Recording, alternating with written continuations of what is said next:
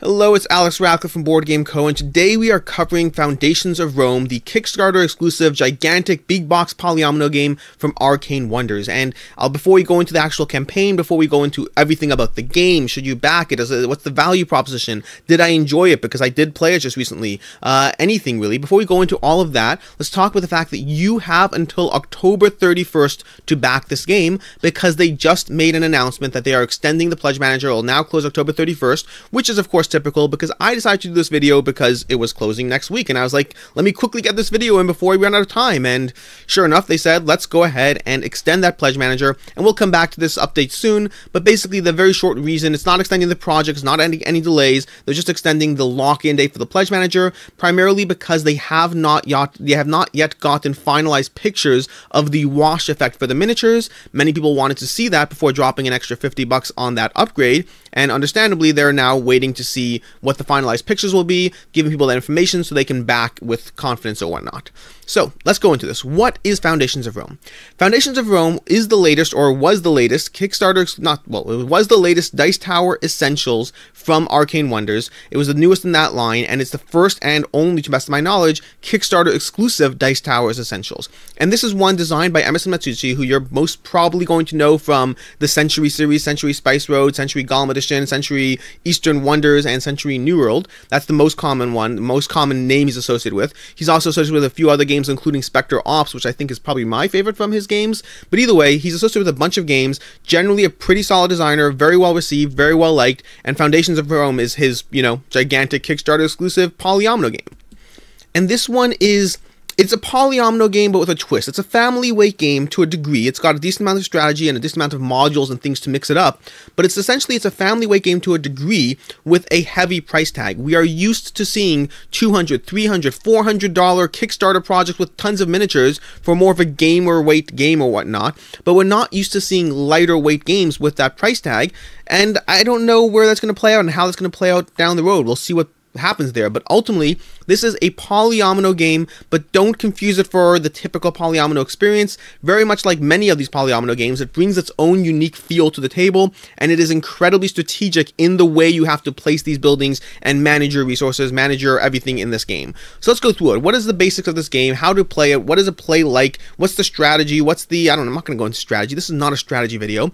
Should you back it? All that stuff. So over here, this is a 2 to 5 player game. The 5th player is an expansion you have to buy, so 2 to 4 for the base game. I don't believe there's a solo mode, at least I didn't see anything about it. And in this game, it's pretty simple. You're going to take actions until the grid is full, effectively. Every round, you're going to define the grid based on the player count. So if you can see this grid over here, let's say you're playing with 3 players, you'd have the center tiles over here, plus this little green band, and that would be the grid you're playing with. So the grid expands and contracts based on the player count.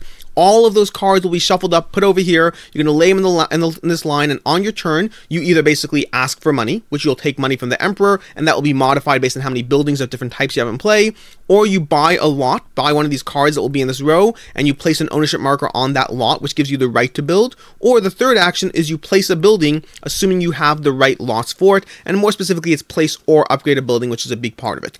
Ultimately, that seems pretty simple, but the strategy in this game is pretty good, honestly, because, good for my own opinion. I've only played one game, just keep that in mind, one game on Tabletop Simulator, and it's worth noting you can play this game on Tabletop Simulator. So if you're on the fence, if you don't know, this is a lot of money, we're going to come back to that, but if you want to try it on Tabletop Simulator, you now have until October 31st to do so.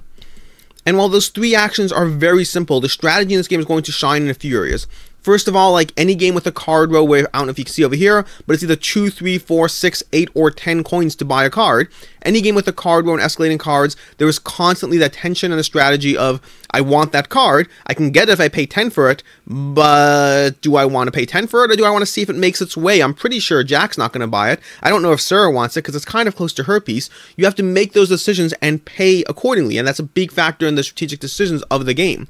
But additionally, the buildings you choose to place, when you choose to place them, how you choose to anticipate your upgrading of those buildings, those will all play a big part in the strategy of this game and how you build the city, because Rome is being built collectively with all the players, and they all have their own fairly standard boards. All the buildings are identical player to player, and it's how you place them and how you manipulate the buying of those lots and where to do things and all that that will really determine this game. There's three types of buildings. There's economic buildings that will get you more money. There are civic buildings that will, or civic, I can't remember the civic. There's economic, civic, and one other thing, but they're basically population is the other thing. So it's population, which is ultimately points, and civic buildings, which are points but based on the criteria of other buildings around it. And as you play out this board, it's basically going to deliver a pretty decent experience. And before we get into the pledge levels and all of that stuff, I'll say that I really enjoyed my play of this game. I walked into it thinking that I would like it, but not as much as other polyomino games. And in the end, I really enjoyed it. Now, I did play with the monuments, and then we'll come back to that. I did play with the monuments expansion, and it certainly increased my enjoyment of the game. I did like those a lot. But overall, I enjoyed this game more than I thought I would. I thought it would be fun. I thought it'd be good, but I thought I'd walk away from it thinking, you know what? I'd rather just play another polyomino game. But this really did bring something very different to the table. The placement of the process of buying lots and then playing the polyomino game changes the whole game, and it really mixes it up in a way that was really a lot of fun and very tense. The constant decisions of which lot to buy, which of 4 different actions do you take before someone else messes with you, which building do you place where and when, how do you anticipate the contest for the population versus getting more coins and more economy in your game. There was a lot to do here, a lot to think about, and I really enjoyed playing it. So offhand, I would say I don't know where it ranks yet. I'd want more plays, but I thoroughly enjoyed this game and can highly recommend it. Which brings us to the fact that it is basically a $99 polyomino game at the cheapest, and it's worth noting that $99 is really going to be $109 because the Pledge Manager does have more expensive pricing. They initially said that, they said a while ago during the campaign, it will eventually go up. They kept it stable for a bit, but they eventually bumped it up. So both pledge levels are more expensive than in the campaign, so you're going to want to pay attention to those. And I'll have links to all these things. I'll have links to the campaign, the Pledge Manager. I'll have links to all that in the description down below. So $99 will get you the base game, and $179 will give you everything. It'll give you the base game, it'll give you the Monuments expansion, the Foundations, the 5th player of expansion, metal coins, a bunch of other small little card pack things that were like $5 each, and then the only thing that I'm aware of, I've double checked, but the only thing that I can think of offhand that is not in either of those is if you want that wash that we talked about. And that's basically what's going on. This is all going to fit into one giant box over here. So those are the pledge levels, basically $109 or $179 plus shipping, and shipping is not going to be cheap either. Shipping was, I think, roughly $25 for the higher level. Let me see if we can find it. Yeah, it was $20 for the basic level and $25 for the Emperor all-in. So that's going to be $200 before you even get the wash to get what is the most deluxified polyomino game you've ever seen. But there's good news and there's bad news associated with that. So to begin with, it's coming in this giant box over here. Let's see if we can scroll back up. It's coming in this giant box, and something that's worth mentioning is the way this box is structured is you see these trays over here, these player boards, you literally just slide them out of the box and put them on the table. This game is primed for setup and put away in an easy and accessible way, which is super important considering the genre of game it is. This is not, you know, some giant sword and sorcery that someone's going to take the time to set up. This is one where it's a lighter game to a certain degree, again, strategic but lighter, and you're going to want to pull out those trays directly out, put them on the table, and be able to get up and moving as quickly as possible given the style of game it is. And you will be able to get up and moving as quickly as possible. This will fit into a Calyx cube, even with the modifications. They made modifications, you see this over here. They have space for the various expansions, including the monuments, the 5th player. They have space for all of that, but it will still fit into a Calyx cube for those wondering. As far as expansions, the expansions to begin with, there's the 5th player expansion. Speaking for myself, I have not played with it, to be very clear. My one game was at 3 players. I don't think I would want this expansion. And the reason being my own personal experience with other games that have a card row is, let's say Suburbia is a great example. The more players you add to a card row type situation, the more you kind of have to just buy it at the most expensive price, or just give up the fact that you're going to get it. It almost takes away a decent amount of strategy of getting the things you want because there's too many players. Someone's going to buy stuff and it doesn't give you that decision space of, well, I want to do this, but I want to do that. Do I wait? Do I get it now? You're usually more forced into a decision of, do I get it right now at the expensive price, or do I just assume it won't show my way? So I tend to prefer these games at smaller player counts. I think given the way my game went, I think 4 would still be fine. I'd still have those decisions. 5 would be pushing it. That being said, I certainly would not be averse to trying it with 5 players or bringing it out with 5 players if we had 5 players who wanted to play it. I just think my own instinctive impression based off of other games with that system makes me believe that I wouldn't like it as much. The actual board itself, I don't think I'd have a problem with. It's specifically that card row that I'm a little wary of with 5 players. Next up, we have the Monuments expansion. The Monuments expansion is something that we did play with. I really enjoyed it. It introduces the concept of communal buildings. It introduces this aspect of these buildings that have specific criteria of how to build them, whether it's where they have to be built or different buildings you have to have in play before you can build them. But then from there, they are slightly better buildings, not game-breaking, but they're slightly better buildings than the buildings you have by default, which adds this element of trying to get things on the board quicker to get the monuments. You will play with a variable number of monuments. I believe it was 15. I know it's saying 10 over here. My recollection is they said 15. Oh, here we go. Increased with stretch goals. Yeah. My recollection is I was told there were 15 monuments. Take that with a grain of salt because I'm just going by my recollection there. But 15 monuments, you have a variable number in play each game. And yeah, it really, really added a lot to the game. I really enjoyed the monuments. And here are some. Additionally, in addition to the gameplay aspect, they add a unique flavor to the board as well because each monument is unique. So it's really going to adjust both the premium feel of what you have as well as the gameplay itself. I really enjoyed it. From there, let's go into the various options over here. We have the $99 pledge, which again is $109, the $159 Emperor, which again is $179, the Founder Limited, which I don't think is available right now, and it's hand painted by Vernon Piper of the Dice Tower. It's a lot of money. If you thought the $200 was expensive, that's gonna be even more. We have the Cosmetic Upgrade, the first player marker for $5 for this first player statue. Completely unnecessary. Fun? Yes, of course it's fun. Completely unnecessary. Anything will do for a first player marker. The coins, which coins are also unnecessary, but those you at least handle a lot more during the game. That'll be $19. The 5th player expansion is $29. The Monuments expansion is $39. Then we have a what's called Stretch Goal Unlock, which is free for the Emperor's Pledge, which are these cards over here. We have a Hidden Objectives card pack and a Trading and Stealing module, again free for the Emperor's Pledge. And then we have the Garden of Ceres solo model. Oh, there's a solo model. I missed that. Okay, great. So we do have a solo module as well. And then we have the Cosmetic Upgrade, $50 for the Emperor's Pledge only to get a wash on there. And then we have game toppers as well. Now I will note, if you add all that up, we can pull it up over here. Let's just put a little handy dandy calculator on the screen. You have your, what is it called? We have 5, I'm not going to do that right there. We have, here, I'll do it off screen. We have 5 plus 19 plus 29 plus 39 plus 10. That Emperor's module is going to be 109, $211 worth of stuff. That is only $179. So you are still getting, even at the increased price, you are still getting a pretty good deal on that Emperor's, all-in pledge. Does not look like the solo module will be available in that. So you may have to buy that separately. So take that into account as well. But that is a lot of money, which brings us to, should you back it? Should you not?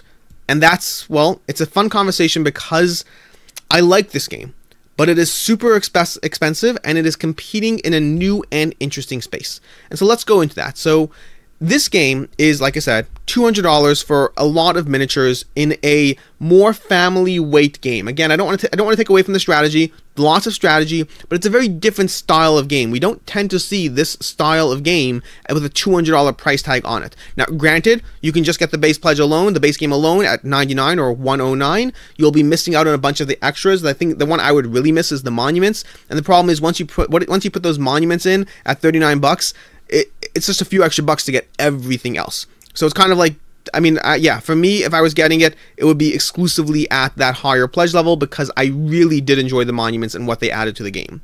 And so in terms of trying to figure out the value proposition, so let's begin with a few things. Number one, this is Kickstarter exclusive. This is not going to be available later. They may do another Kickstarter, we don't know, but it's going to be available with either another Kickstarter, a limited sales at conventions or whatnot, where I was told the price would be significantly higher. So if they're buying it at a convention, it might be like $250 for your Emperor's Pledge. It will be higher supposedly, and that's it. It's not going to retail unless, of course, you are a retailer who put down a deposit and got it directly from them doing this campaign. But with the exception of that, it's not being sold to retail, which means your options on this game are primarily this Kickstarter, the next Kickstarter, where it won't be cheaper, it'll be the same or more, or the secondary market. Which means the first premise you have to ask yourself is it worth it to you personally? And that is an excellent question. This is a lot of money for what is granted a very deluxe experience. Now, for context, when you're comparing it to, let's say, Barron Park, that's a lot of money. when you're comparing to the fact that there are people who will pay $200 for a chess set because it's something nice to put on the, table next to them, then everything's relative. It is certainly a lot of money, make no mistake. For your personal determination aspect of whether it's worth that much money to you, that is a personal decision. I can't help you with that. I will say I happily spend this much money on miniature games. It does require a bit of a mental mind shift to spend this much money on a game like this. I will say, by the way, one of the concerns I had when the campaign was first going on was the fact that the gameplay was choosing form over function. That would be too hard to see these little stickers on the buildings that tell you, and it's not stickers I believe, but they were telling you that it would be too hard to see all these little icons that tell you what building is what. My own experiences, even in Tabletop Simulator, did not have a problem with that at all. Now, so that's just mentioning in case that's a concern for you, or was a concern for you, because it was for me, not a problem at all for at least myself. Going back to the value thing, so if for you personally, can't comment on that. That's a personal decision. In terms of the secondary market, I think it will hold its value. Now, to be very clear, this is not a guarantee by any means, but I'll tell you how I'm looking at it, and it's pretty simple, and I'm going to pick a game that I've looked at before, which is Hate by Common. Hate by Common has 10,227 backers who backed this game. Okay, that's 10,227 backers. Foundations of Rome has 8,117 backers. So we're competing in that same general space as in terms of the number of copies bought. Now, that's not counting additionals and pledge manager and whatnot, but it's a good starting frame of reference as to how many people have acquired these respective games, both Kickstarter exclusive. Hate is a game that, if you look at the market over here, has 68 people trading it, 62 people on the marketplace, with likely to have overlap, and I looked through all the marketplace listings, there were roughly 60 sold listings over all time. So that's not a lot of copies available of a game that had more available than Foundations of Rome. That means 68 people trading, 62 currently selling, and 60 who have sold it here over all time. Now, obviously, that does not account for anywhere else someone sold their game, on eBay or on a Facebook group or anything like that, but it should give you a general idea of the general availability of a game like Hate. Hate was, 10,000 copies in circulation, not a lot of copies available to be sold or traded for on the secondary market. Now, Hate is very different than Foundations of Rome. 100%. Oh, and a relevant point here is Hate holds its value. If you look at the sold prices of Hate or how well it trades, it generally held its value pretty decently for a Kickstarter exclusive game with a decently high price point, with a good entry price point, as well as expensive all-ins. Hate generally does not sell for less than what someone paid for it. How much more than that is variable.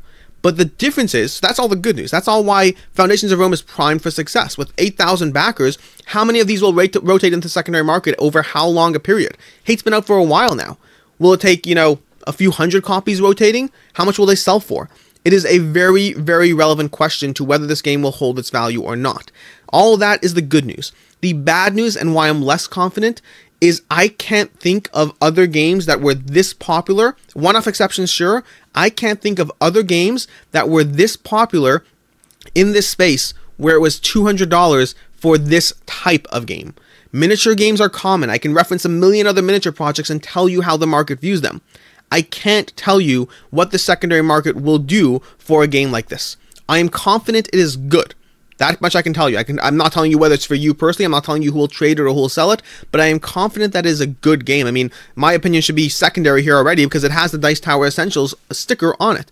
Whether or not you particularly like any given Dice Tower Essentials game, Tom Vassell is not an idiot, and he is someone who will not put that label on something that isn't vetted as being a good game by the people who have played it. It's designed by Emerson Matsushi. I mean, the number of indicators that this is a good game for a lot of people should be clear. Again, you personally is a different conversation, but it is clearly a good game. The question is what happens when a lot of people get this game and they now have a $200 polyomino game on their shelf. It's a bit of an unknown. If I had to guess, I would say it's going to hold its value. If I had to guess, I would say this is your best opportunity, even with the increase in price. I would say this is still your best opportunity to get this game, get it early, and by the way, the same logic applies. You can get it yourself, see if it's for you, or you can play it on Tabletop Simulator and see if it's for you, and turn around and sell it if it's not. I believe this is a game that will hold its value, but keep in mind, I am not confident of that. I will tell you that 8,117 people looked at this Kickstarter and got sucked in.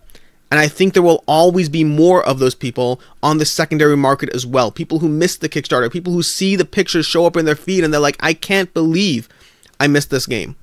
So yes, my opinion here is is with a little bit of a back, whatever, of being not certain because it's different and new in its space. But if I had to make a guess, I would say this is a game that will hold its value, and this is a game that will be your cheapest opportunity to get it, past, of course, finding the occasional good sale where somebody's just, where you get lucky, effectively. But other than that, basically that's it. I'm going in circles at this point.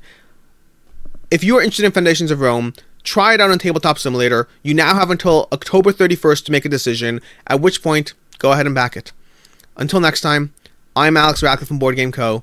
I hope you enjoyed this video, and have a good one.